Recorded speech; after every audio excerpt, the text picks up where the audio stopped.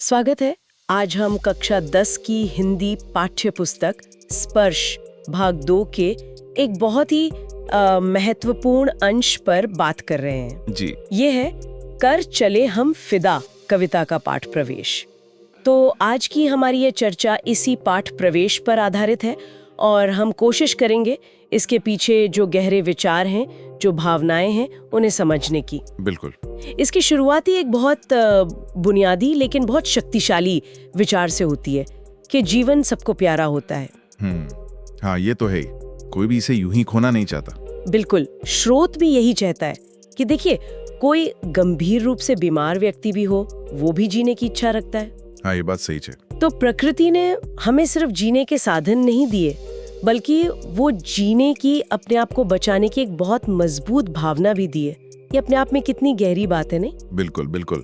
ये जो खुद को बचाने की प्रवृत्ति है, मतलब आत्मसंरक्षण जिसे कहते हैं, वो तो हमारे अंदर कूट कूट कर भरी है। हाँ, और यहीं पर बात एकदम घूम जाती है, बिल्कुल विपरीत। जी।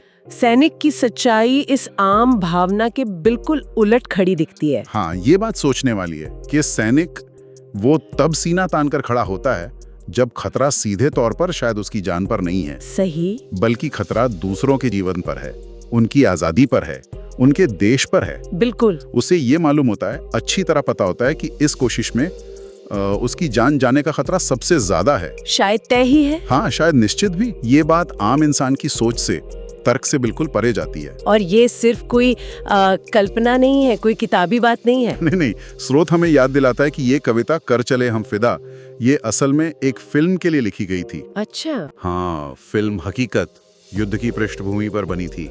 ओह हाँ, हकीकत 1962 के युद्ध पर आधारित थी शायद। जी बिल्कुल, भारत चीन युद्ध के संदर्भ में। तो ये सिर्फ शब्द नहीं है, ये उन सैनिकों की उनकी भावनाओं की असली गूंज है, जिन्होंने वो सब सच में महसूस किया होगा। हाँ, जिन्होंने वो सब झेला, अनुभव किया, और उन्हें अपने किए पर, अपने बलिदान पर गर्व है। गर्व तो है ही, लेकिन श्रोता एक और बहुत जरूरी बात कहता है, उम्मीदें।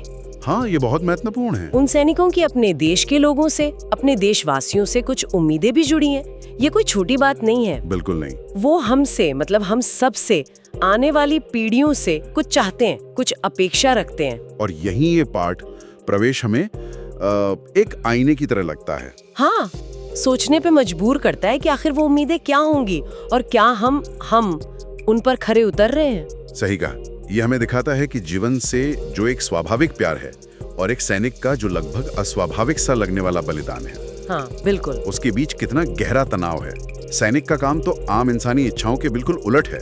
हाँ, मतलब दूसरों की रक्षा पहले, अपनी बाद में, या शायद अपनी परवाह ही नहीं। जी, इसी तनाव को समझना एक तरह से इस कविता की आत्मा को समझना है, और वो उम्मीदें शायद इसी बलिदान को सार्थक बनाए रखने से जुड़ी होंगी। शायद ये उम्मीद की जिस आजादी के लिए, जिस सुरक्षा के लिए उन्होंने जान दी, हम उसे संभाल कर रखेंगे। हो सकता है। या शायद ये कि देश एक रहेगा, मजबूत रहेगा। स्रोत सीधे सीधे तो नहीं बताता, पर इशारा करता है। हाँ, और यही तो इसकी खूबी है। ये आपको जवाब नहीं देता, सवाल पूछता है। ये सिर्फ गुजरे हुए कल के बलिदान की बात नहीं करता, ये उसे आज से आने वाले कल की जिम्मेदारियों से जोड़ता है। तो वो उम्मीदें शायद देश प्रेम हो सकती हैं, आपसी भाईचारा, देश को आगे बढ़ाने में अपना हिस्सा डालना, ऐसी बातें। हाँ बिल्कुल, ये सब बातें हो सकती हैं। देश के प्रति अपनी जिम्मेदारी निभाना।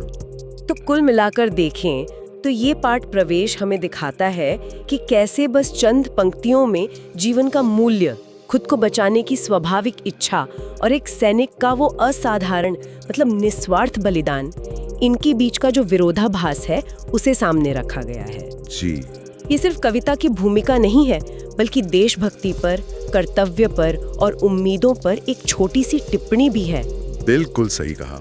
और ये हमें उसी मूल सवाल पर वापस ले आता है जिसका जिक्र स्रोत में है और जिस पर हमने अभी बात भी की। हाँ, कि सैनिक जो उम्मीदें देशवासियों से रखते हैं, उन उम्मीदों को हम अपने रोज के जीवन में कैसे पूरा कर सकते हैं। हाँ, अपने कामों में, अपनी सोच में उसे कैसे जी सकते हैं। जी, ये सवाल सिर्फ किताबी नहीं है, ये हमारी व्यक्तिगत और हम सब की सामूहिक जिम्मेदारी से जुड़ा है। इस पर सोचना, विचार करना बहुत जरूरी है। वाकई, इस पर हम सबको सोचना चाहिए।